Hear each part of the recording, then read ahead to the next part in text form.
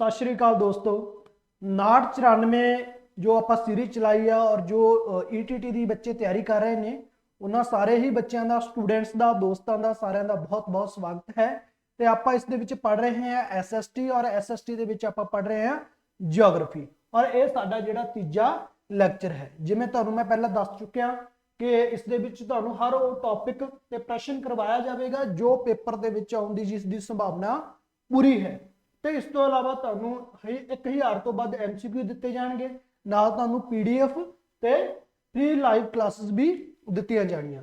एक गल तुहानूं मैं होर कहना चाहना दोस्तों कि कई बारी फ्लो दे विच कुछ चीज़ां बाय मिसटेक जिहड़ियां है वो मूँह दे विचों निकल जांदियां ने। जिवें मैं last video they which I think Sri Lanka नूं चीन बोलता सी साउथ दे विच, तो वो एक्चुअल दे विच कई बारी हो जाता है फ्लो दे विच, तो कोई बड़े इशू नहीं होंदे। ये तुसीं समझ सकते हो है ना। टीचर बनना है गलती कोई भी कर सकता है क्योंकि सारे इंसान ही ने, ठीक है जी। तो चलो कुछ लोग उसको बहुत बड़ा इशू बना लेंगे ने, चलो ठीक है। ओवरऑल देखो तुसीं कि ओवरऑल असीं की कर रहे हैं तुहाडे लई, है ना, ठीक है जी। तो फिर आप अज इत्थे कुछ MCQ जिहड़े देखांगे उन्हां दी चर्चा करांगे, डिटेल दे विच जाके चर्चा करांगे और साडी कोशिश है कि जिन्ना मटीरियल तुहानूं और जिन्नी नॉलेज तुहानूं असीं दे सकते हैं उन्नी देण दी असीं कोशिश करांगे, जिस नाल तुहाडा एग्जाम जिहड़ा है क्लीयर हो जाए और तुहाडी जॉब लग जाए। और बिल्कुल सारा कुछ असीं तुहानूं फ्री दे रहे हैं, तो इस दे विच कोई ज़्यादा इशू नहीं होने चाहिए। हाँ जी, तो चलो पहला फिर आपां करते हैं प्रश्न। सब तो पहला प्रश्न है कि अरुणाचल प्रदेश दे विच भारत विच प्रवेश करन समय किहड़ी नदी नूं दिहांग कहा जाता है। तो किहड़ी नदी नूं दिहांग कहा जाता है। हुण सब तो पहला आपां ये देखांगे कि भी वो किहड़ी नदी है जो अरुणाचल प्रदेश दे विच इंट्री करती है। तो अरुणाचल प्रदेश है कित्थे, है ना। तो अरुणाचल प्रदेश जिवें कि आप लास्ट वीडियो दे विच चर्चा की सी कि अरुणाचल प्रदेश जो है वो पूरब दे विच भारत दा अखीरला की है, अखीरला राज है, ठीक है जी। अखीरला राज है, ठीक है जी, पूरब दे विच। तां इत्थों की नदी भारत दे विच इंटर करती है और वो नदी किहड़ी है, वो नदी किहड़ी है जी। अच्छा,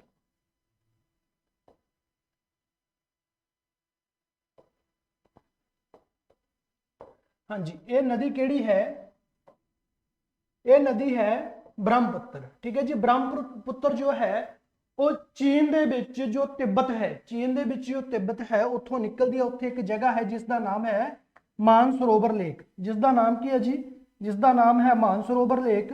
और मानसरोवर लेक तो ये जिहड़ी नदी निकलती है और फिर ये मानसरोवर तो निकल के ये लंबा रस्ता जिहड़ा तय करती है, लंबा रस्ता तय करती है ये चीन दे विच ही।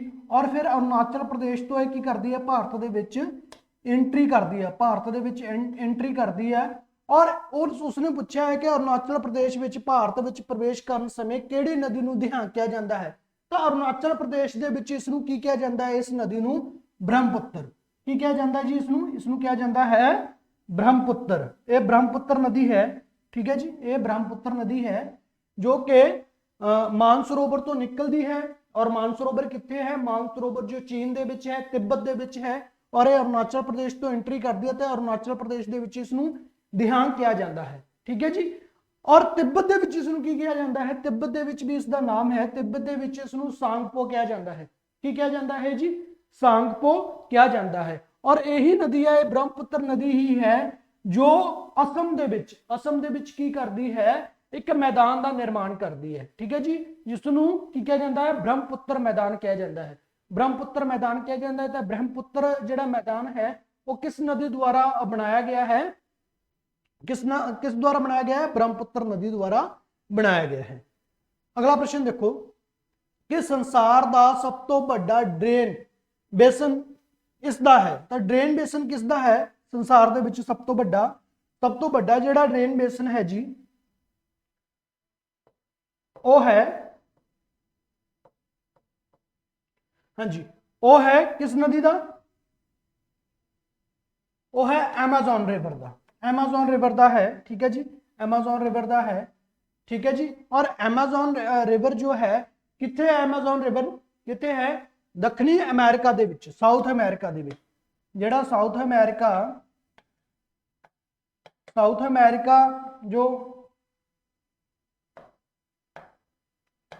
ਸਾਊਥ ਅਮਰੀਕਾ ਜੋ ਕੰਟੀਨੈਂਟ ਹੈ, ਮਹਾਦੀਪ ਹੈ, ਠੀਕ ਹੈ ਜੀ, ਉਸ ਦੇ ਵਿੱਚ ਇਹ ਕੀ ਹੈ, ਇਹ ਐਮਾਜ਼ਨ ਰਿਵਰ ਹੈ ਔਰ ਇਹ ਸਭ ਤੋਂ ਵੱਡਾ ਬੇਸਨ ਜਿਹੜਾ ਸੰਸਾਰ ਦਾ ਬਣਾਉਂਦੀ ਹੈ ਔਰ ਸਭ ਤੋਂ ਵੱਡੀ ਨਦੀ ਜਿਹੜੀ ਹੈ ਉਹ ਵੀ ਐਮਾਜ਼ਨ ਹੀ ਹੈ।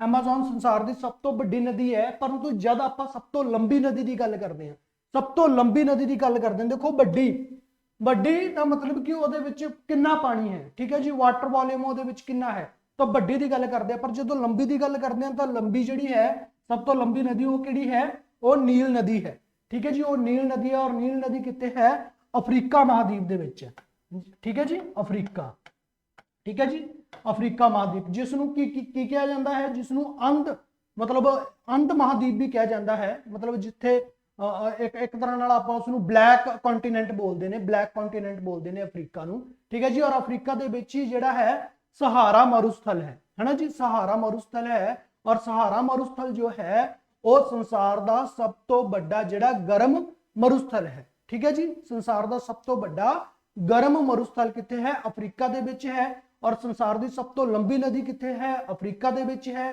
ਸਮਝੇ। ਔਰ ਉਹ ਲੰਬੀ ਨਦੀ ਔਰ ਉਸਦਾ ਨਾਮ ਕੀ ਹੈ, ਨੀਲ ਨਦੀ ਹੈ, ਠੀਕ ਹੈ ਜੀ, ਕਲੀਅਰ ਹੋਇਆ, ਦੋ ਚੀਜ਼ਾਂ ਕਲੀਅਰ ਹੋਈਆਂ। ਪਰ ਜੇਕਰ ਸੰਸਾਰ ਦੀ ਸਭ ਤੋਂ ਵੱਡੀ ਨਦੀ ਦੀ ਗੱਲ ਕਰੀਏ ਤਾਂ ਐਮਾਜ਼ਨ ਹੈ, ਉਹ ਕਿੱਥੇ ਹੈ, ਉਹ ਦੱਖਣੀ ਅਮਰੀਕਾ ਦੇ ਵਿੱਚ ਹੈ, ਅਫਰੀਕਾ ਦੇ ਵਿੱਚ ਨਹੀਂ। ਅਫਰੀਕਾ, ਦੱਖਣੀ ਅਫਰੀਕਾ ਇੱਕ ਦੇਸ਼ ਹੈ, ਠੀਕ ਹੈ ਜੀ, ਦੱਖਣੀ ਅਮਰੀਕਾ, ਠੀਕ ਹੈ, ਕਲੀਅਰ। ਵੈਨਜ਼ੂਏਲਾ ਵਰਗੇ, ਅਰਜਨਟੀਨਾ ਵਰਗੇ, ਬ੍ਰਾਜ਼ੀਲ ਵਰਗੇ ਦੇਸ਼ ਇਸੇ ਮਹਾਦੀਪ ਚ ਹੈ ਨਾ, ਦੱਖਣੀ ਅਫਰੀਕਾ ਦੇ ਅਮਰੀਕਾ ਦੇ ਵਿੱਚ ਹੀ ਆਓ, ਠੀਕ ਹੈ ਜੀ।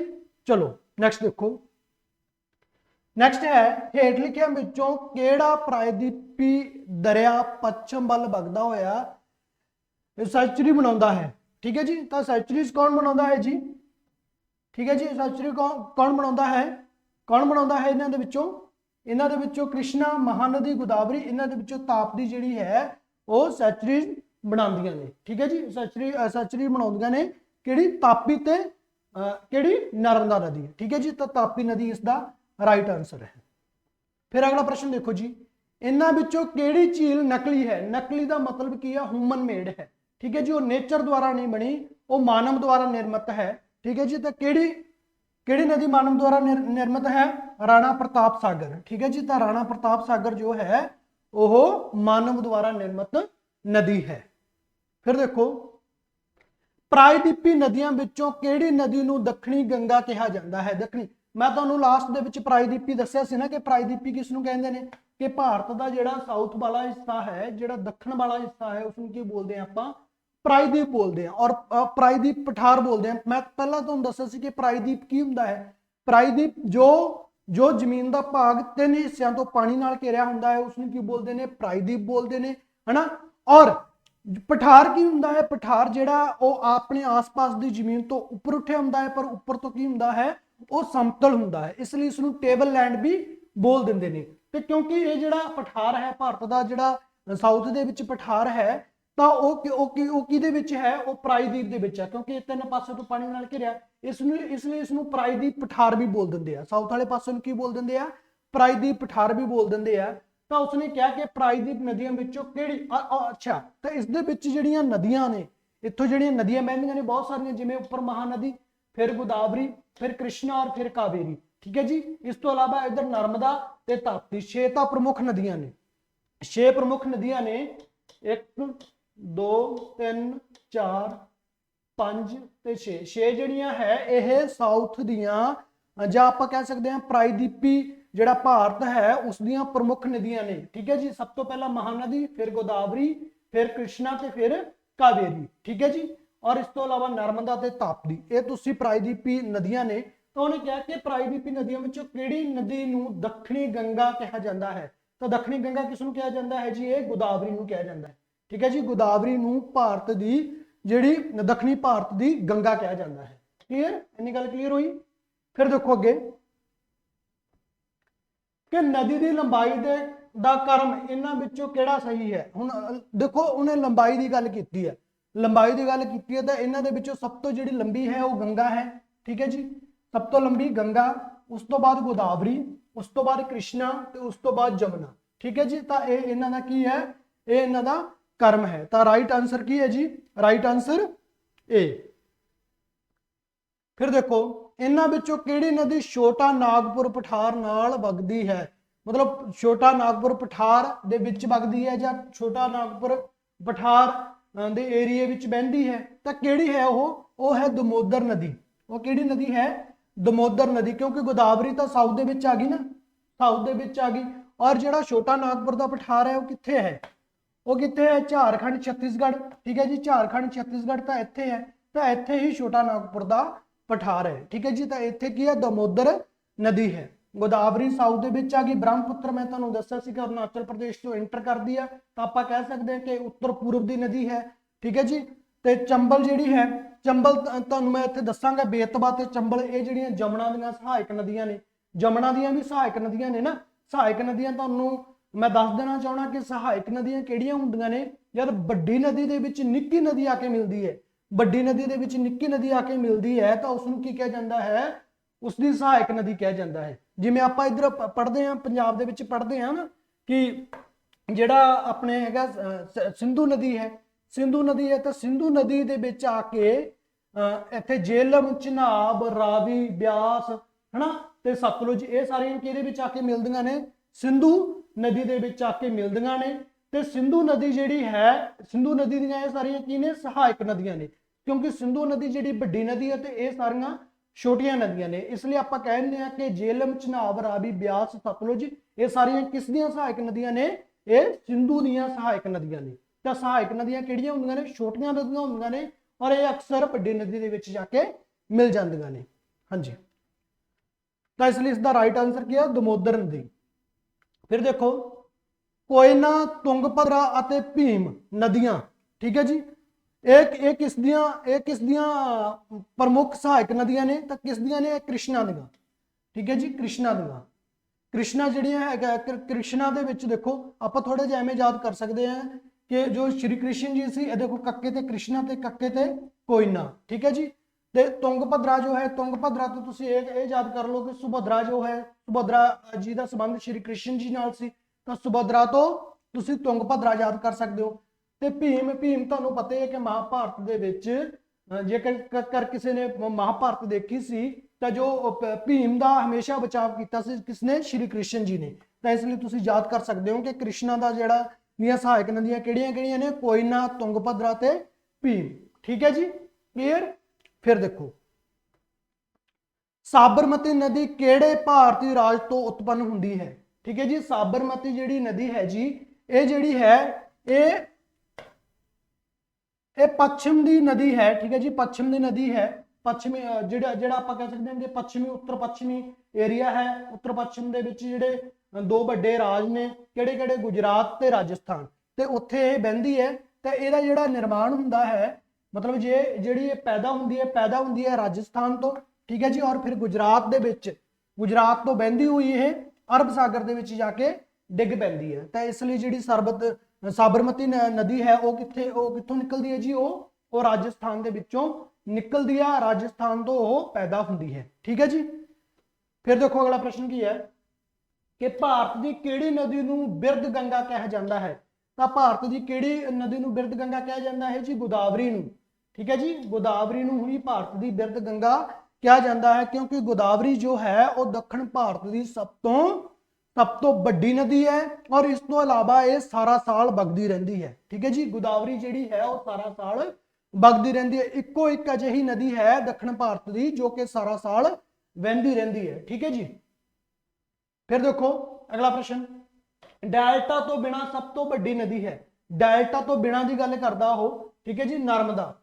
ਹਾਂਜੀ, ਨਰਮਦਾ ਜਿਹੜੀ ਹੈ ਉਹ ਕੀ ਹੈ? ਉਹ ਸਭ ਤੋਂ ਵੱਡੀ ਨਦੀ ਹੈ ਡੈਲਟਾ ਤੋਂ ਬਿਨਾ। ਹੁਣ ਕਿਉਂਕਿ ਜਿਹੜੀ ਡੈਲਟਾ ਨਰਮਦਾ ਹੈ, ਨਰਮਦਾ ਵੀ ਵੈਸੇ ਤਾਂ ਦੱਖਣ ਭਾਰਤ ਦੀ ਨਦੀ ਹੈ। ਠੀਕ ਹੈ ਜੀ, ਪਰੰਤੂ ਦੇਖੋ ਆਪਾਂ ਹੁਣ ਪੜ੍ਹਿਆ ਕਿ ਦੱਖਣ ਭਾਰਤ ਦੀ ਸਭ ਤੋਂ ਵੱਡੀ ਨਦੀ ਤਾਂ ਕਿਹੜੀ ਹੈ? ਆਪਾਂ ਪੜ੍ਹਿਆ ਗੋਦਾਵਰੀ ਹੈ, ਪਰ ਹੁਣ ਇੱਥੇ ਆਪਾਂ ਨਰਮਦਾ ਟਿਕ ਕੀਤਾ। ਹੁਣ ਨਰਮਦਾ ਕਿਉਂ ਟਿਕ ਕੀਤਾ? ਨਰਮਦਾ ਕਿਉਂ ਟਿਕ ਕੀਤਾ? ਕਿਉਂਕਿ ਨਰਮਦਾ ਜਿਹੜੀ ਹੈ ਉਹ ਡੈਲਟਾ ਦਾ ਨਿਰਮਾਣ ਕਰਦੀ ਹੈ, ਉਹ ਡੈਲਟਾ ਦਾ ਨਿਰਮਾਣ ਕਰਦੀ ਹੈ। ਠੀਕ ਹੈ ਜੀ, ਪਰੰਤੂ ਉਸਨੇ ਪੁੱਛਿਆ ਕਿ ਡੈਲਟਾ ਤੋਂ ਬਿਨਾ, ਤਾਂ ਇਹਦਾ ਮਤਲਬ ਕੀ ਹੈ ਕਿ ਨਰਮਦਾ ਡੈਲਟਾ ਦਾ ਨਿਰਮਾਣ ਨਹੀਂ ਕਰਦੀ। ਨਰਮਦਾ ਔਰ ਤਾਪਤੀ ਦੋਨੋਂ ਹੀ ਡੈਲਟਾ ਦਾ ਨਿਰਮਾਣ ਨਹੀਂ ਕਰਦੀਆਂ। ਠੀਕ ਹੈ ਜੀ, ਕਿਉਂਕਿ ਇਹ ਕਿੱਥੋਂ ਨਿਕਲਦੀਆਂ ਨੇ? ਇਹ ਜਿਹੜੀਆਂ ਨਦੀਆਂ ਨੇ ਇਹ ਪੂਰਬ ਤੋਂ ਨਿਕਲਦੀਆਂ ਨੇ ਤੇ ਪੱਛਮ ਵੱਲ ਵਹਿੰਦੀਆਂ ਨੇ। ਪੂਰਬ ਤੋਂ ਪੱਛਮ ਵੱਲ ਕੀ ਕਰਦੀਆਂ ਨੇ? ਪੂਰਬ ਤੋਂ ਪੱਛਮ ਵੱਲ ਵਹਿੰਦੀਆਂ ਨੇ, ਪੂਰਬ ਤੋਂ ਪੱਛਮ ਵੱਲ ਵਗਦੀਆਂ ਨੇ। ਠੀਕ ਹੈ ਜੀ, ਤੇ ਜਦ ਇਹ ਪੂਰਬ ਤੋਂ ਪੱਛਮ ਵੱਲ ਵਗਦੀਆਂ ਨੇ ਤਾਂ ਇਸ ਲਈ ਕਿਉਂਕਿ ਜਿਹੜਾ ਇਹਦਾ ਪੱਛਮੀ ਭਾਗ ਹੈ, ਪੱਛਮੀ ਭਾਗ ਥੋੜਾ ਪਠਾਰ ਦਾ ਜਿਹੜਾ ਉੱਚਾ ਹੈ, ਠੀਕ ਹੈ ਜੀ, ਇਸ ਲਈ ਇਹ ਥੱਲੇ ਡਿੱਗਦੀਆਂ ਨੇ, ਠੀਕ ਹੈ, ਥੱਲੇ ਡਿੱਗਦੀਆਂ ਨੇ, ਤਾਂ ਇਸ ਲਈ ਇਹ ਡੈਲਟਾ ਦਾ ਨਿਰਮਾਣ ਨਹੀਂ ਕਰ ਪਾਉਂਦੀਆਂ। ਤਾਂ ਇਸ ਲਈ ਉਸਨੇ ਪੁੱਛਿਆ ਕਿ ਡੈਲਟਾ ਤੋਂ ਬਿਨਾਂ ਸਭ ਤੋਂ ਵੱਡੀ ਨਦੀ ਕਿਹੜੀ ਹੈ, ਤਾਂ ਕਿਹੜੀ ਨਦੀ ਹੈ, ਨਰਮਦਾ ਹੀ ਨਦੀ ਹੈ, ਠੀਕ ਹੈ ਜੀ, ਨਰਮਦਾ ਨਦੀ ਹੀ ਜਿਹੜੀ ਹੈ ਉਹ ਡੈਲਟਾ ਤੋਂ ਬਿਨਾਂ ਦੱਖਣ ਭਾਰਤ ਦੀ ਸਭ ਤੋਂ ਵੱਡੀ ਨਦੀ ਹੈ। ਫਿਰ ਦੇਖੋ ਜੀ ਹੇਠ ਲਿਖੇ ਪ੍ਰੋਜੈਕਟ ਦੇ ਪਾਣੀ ਨੂੰ ਭਾਰਤ ਅਤੇ ਨੇਪਾਲ ਦੇਸ਼ਾਂ ਵੱਲੋਂ ਸਾਂਝਾ ਕੀਤਾ ਜਾਂਦਾ ਹੈ, ਕਿਹੜੀ ਨਦੀ ਦੁਆਰਾ, ਕੋਸੀ ਨਦੀ ਦੁਆਰਾ, ਠੀਕ ਹੈ ਜੀ। ਕੋਸੀ ਨਦੀ ਜਿਹੜੀ ਹੈ ਉਹ ਹਿਮਾਲਿਆ ਦਾ ਜਿਹੜਾ ਬਾਹਰੀ ਭਾਗ ਹੈ, ਸ਼ਿਵਾਲਿਕ ਜਿਹੜਾ ਏਰੀਆ ਹੈ, ਉੱਥੋਂ ਇਹ ਨਿਕਲਦੀ ਹੈ ਤੇ ਫਿਰ ਇਹ ਬਿਹਾਰ ਦੇ ਵਿੱਚ ਹੁੰਦੀ ਹੋਈ ਜਿਹੜੀ ਇਹ ਗੰਗਾ ਦੇ ਵਿੱਚ ਮਰਜ ਹੋ ਜਾਂਦੀ ਹੈ। ਫਿਰ ਅਗਲਾ ਪ੍ਰਸ਼ਨ ਦੇਖੋ, ਅਲਕਨੰਦਾ ਅਤੇ ਭਾਗੀਰਥੀ ਦੇ ਸੰਗਮ ਦਾ ਸਥਾਨ ਇਹਨਾਂ ਵਿੱਚੋਂ ਕਿਹੜਾ ਸਥਾਨ ਹੈ? ਤਾਂ ਅਲਕਨੰਦਾ ਤੇ ਭਾਗੀਰਥੀ ਇਹਨਾਂ ਦਾ ਮੇਲ ਕਿੱਥੇ ਹੁੰਦਾ ਹੈ? ਇਹਨਾਂ ਦਾ ਮੇਲ ਹੁੰਦਾ ਹੈ ਦੇਵ ਪ੍ਰਯਾਗ ਦੇ ਵਿੱਚ, ਠੀਕ ਹੈ ਜੀ, ਦੇਵ ਪ੍ਰਯਾਗ ਦੇ ਵਿੱਚ। ਤਾਂ ਆਪਾਂ ਇੱਥੇ ਕੁਝ ਪ੍ਰਯਾਗਾਂ ਬਾਰੇ ਜਾਣਾਂਗੇ ਜਿੱਥੋਂ ਪ੍ਰਸ਼ਨ ਬਣ ਸਕਦਾ ਹੈ। ਪਹਿਲਾਂ ਤਾਂ ਆਪਾਂ ਅਲਕਨੰਦਾ ਦੇਖ ਲਿਆ ਕਿ ਅਲਕਨੰਦਾ ਤੇ ਭਾਗੀਰਥੀ ਜਿੱਥੇ ਮਿਲਦੀ ਹੈ ਉਸ ਦਾ ਨਾਮ ਕੀ ਹੈ? ਦੇਵ ਪ੍ਰਯਾਗ। ਹੁਣ ਆਪਾਂ ਕੁਝ ਹੋਰ ਪ੍ਰਯਾਗਾਂ ਬਾਰੇ ਜਾਣਾਂਗੇ, ਜਿਵੇਂ ਕਿ ਦੇਵ ਪ੍ਰਯਾਗ ਹੋ ਗਿਆ, ਇੱਕ ਰੁद्र प्रयाग हो गया, कर्ण प्रयाग हो गया, ठीक है जी। तो इन्हां बारे आपां जानने की कोशिश करते हैं। इस तो अलावा विष्णु प्रयाग हो गया, इस तो अलावा नंद प्रयाग हो गया। तो आप देखते हैं कि आज जी तुहानूं ये दिख रही है नीली लाइन दिख रही है, ये किहड़ी नदी है? ये है अलकनंदा। किहड़ी नदी है जी? ये अलकनंदा है। तो हुण अलकनंदा दे विच अलग अलग नदियां आके मिलदियां ने, जिवें जद अलकनंदा दे विच आके दौली गंगा मिलती है, दौली गंगा मिलती है, तो उत्थे किहड़े प्रयाग का निर्माण हुंदा है? उत्थे हुंदा है विष्णु प्रयाग का निर्माण, ठीक है जी। उत्थे किहड़े किहड़े प्रयाग का निर्माण हुंदा है? विष्णु प्रयाग का निर्माण हुंदा है। फिर इस तो बाद जद नंदाकनी, जो नंदाकनी आके मिलती है अलकनंदा दे विच, तो फिर किहड़े दा निर्माण हुंदा, किहड़े प्रयाग का निर्माण हुंदा है? नंद प्रयाग का, ठीक है जी। फिर उस तो बाद जद पिंडर गंगा जो आके इस दे विच आके अलकनंदा दे विच मिलदी है, तां फिर कर्ण प्रयाग का निर्माण हुंदा है। उस तो बाद जद मंदाकनी आके मिलदी है, तो फिर की हुंदा है? रुद्र प्रयाग का निर्माण हुंदा है। फिर भागीरथी, जो कि प्रश्न पूछा है, जब भागीरथी आके मिलदी है इस दे विच, तो उस तो बाद की हुंदा है? देव प्रयाग का निर्माण हुंदा है। तो ये आपां लगभग 5-6 जिहड़े प्रयाग सी उन्हां बारे जान लिया। तुसीं इसदा स्क्रीनशॉट लेके इसनूं दोबारा देख लो एक बार और दोबारा इसनूं याद कर लियो।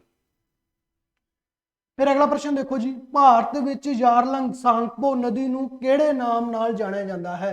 तां सांगपो मैं तुहानूं दस्सिया कि ब्रह्मपुत्र नूं सांगपो दे नाम नाल जाणिया जांदा है। फिर अगला प्रश्न देखो, किहड़ी नदी गंगा दी सहायक नदी नहीं है? गंगा दी सहायक नदी उसने पूछा, तां इहदे विच देखो गंडक जिहड़ी है वो भी गंगा दी सहायक नदी है, जमुना भी है, घाघरा भी है, परंतु सरस्वती नहीं है। मैं तुहानूं दस्सिया सी ना कि सरस्वती जिहड़ी है वो राजस्थान तो निकलदी है ते फिर गुजरात च हुंदे होए यह जिहड़ी अरब सागर दे विच गिर जाती है। तो इसका राइट आंसर की है? सरस्वती। फिर देखो राजस्थान दीयां 2 प्रमुख नदियां सन। तो राजस्थान दीयां 2 प्रमुख नदियां किहड़ियां सन? इस करके लिखिया क्योंकि घग्गर ते सरस्वती जिहड़ी है ये 2 प्रमुख नदियां सन, क्योंकि हुणे लुप्त हो चुकियां, हुणे सुक चुकियां, इसलिए सन लिखिया। तो यह प्रमुख नदियां सन राजस्थान दीयां घग्गर ते सरस्वती। फिर देखो, तो यह मैं इत्थे सारियां जिहड़ियां नदियां दा मैप इत्थे तुहानूं दिखाउण दी कोशिश कीती है। तो तुसीं इत्थे देख सकदे हो, देखो मैं इत्थे गल कीती है साबरमती दी, तो साबरमती जिहड़ी है ये साबरमती नदी है, तुसीं देख सकदे हो राजस्थान तो निकलदी है ते फिर गुजरात च हुंदे होए अरब सागर दे विच गिर जाती है। फिर मैं गल की नर्मदा नदी की, नर्मदा नदी इत्थे देखो इत्थों निकलती है और फिर ये आके जिहड़ी अरब सागर दे विच गिर जाती है। फिर मैं गल की ताप्ती नदी की, तो ताप्ती नदी भी तुसीं देख सकते हो इत्थों निकलती है और ये भी अरब सागर दे विच गिर जाती है। फिर मैं गल की इत्थे महानदी की, महानदी तुसीं इत्थे देख सकते हो, देखो महानदी इधरों आके ये बंगाल की खाड़ी दे विच गिर जाती है। फिर मैं गल की गोदावरी की, तो गोदावरी भी इधरों निकलती हुई ये भी जाके ये भी आके किहदे विच गिर जाती है? ये भी आके बंगाल की खाड़ी दे विच गिर जाती है। फिर मैं गल की कृष्णा की, तो तुसीं कृष्णा की देख सकते हो, तो कृष्णा भी जो है वो भी आके किहदे विच गिर जाती है? बंगाल की खाड़ी दे विच। फिर मैं गल की कावेरी नदी, तो कावेरी नदी भी आके जिहड़ी है वो अरब सागर दे विच गिर जाती है। ठीक है जी। ਉੱਪਰ ਮੈਂ ਤੁਹਾਨੂੰ ਦਿਖਾਇਆ ਸੀ, ਇੱਥੇ ਆ ਦੇਖੋ ਇਹ ਜਿਹੜੀ ਨਦੀ ਹੈ ਇਹ ਹੈ ਬ੍ਰਹਮਪੁੱਤਰ ਨਦੀ, ਠੀਕ ਹੈ। ਤੁਸੀਂ ਦੇਖ ਸਕਦੇ ਹੋ, ਇਸਨੂੰ ਥੋੜਾ ਜ਼ੂਮ ਕਰਕੇ ਦੇਖ ਲੈਣਾ ਸਕਰੀਨਸ਼ਾਟ ਲੈ ਕੇ। ਤਾਂ ਇਸ ਨੂੰ ਸਾਂਗਪੋ ਕਿਹਾ ਜਾਂਦਾ ਹੈ ਤਿੱਬਤ ਦੇ ਵਿੱਚ ਜੀ, ਤਿੱਬਤ ਦੇ ਵਿੱਚ ਇਸ ਨੂੰ ਸਾਂਗਪੋ ਕਿਹਾ ਜਾਂਦਾ ਹੈ। ਔਰ ਬ੍ਰਹਮਪੁੱਤਰ ਨਦੀ ਹੈ ਤਾਂ ਫਿਰ ਇੱਥੇ ਅਰੁਣਾਚਲ ਪ੍ਰਦੇਸ਼ ਤੋਂ ਇਹ ਭਾਰਤ ਦੇ ਵਿੱਚ ਇੰਟਰ ਕਰਦੀ ਹੈ ਤੇ ਅਸਮ ਦਾ ਬਹੁਤ ਵੱਡਾ ਏਰੀਆ ਇਹ ਕਵਰ ਕਰਦੀ ਹੈ, ਇਸ ਲਈ ਅਸਮ ਦੇ ਵਿੱਚ ਜੋ ਮੈਦਾਨ ਹੈ ਉਸ ਨੂੰ ਕੀ ਕਿਹਾ ਜਾਂਦਾ ਹੈ, ਬ੍ਰਹਮਪੁੱਤਰ ਮੈਦਾਨ ਵੀ ਕਿਹਾ ਜਾਂਦਾ ਹੈ, ਠੀਕ ਹੈ ਜੀ।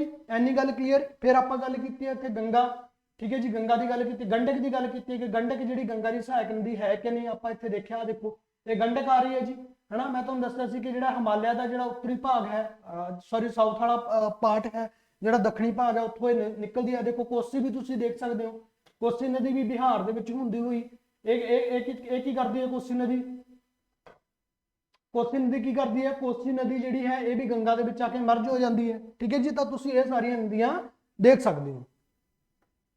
ਫਿਰ ਅਗਲਾ ਪ੍ਰਸ਼ਨ ਹੈ ਜੀ ਕਿ ਮਾਲਵਾ ਪਠਾਰ ਦੀਆਂ ਪ੍ਰਮੁੱਖ ਨਦੀਆਂ ਹਨ। ਮਾਲਵਾ ਦਾ ਪਠਾਰ ਤੁਸੀਂ ਦੇਖੋਗੇ, ਹੁਣ ਮਾਲਵਾ ਪਠਾਰ ਹੈ ਕਿੱਥੇ, ਤਾਂ ਮਾਲਵਾ ਪਠਾਰ ਜਿਹੜਾ ਹੈ ਜੀ,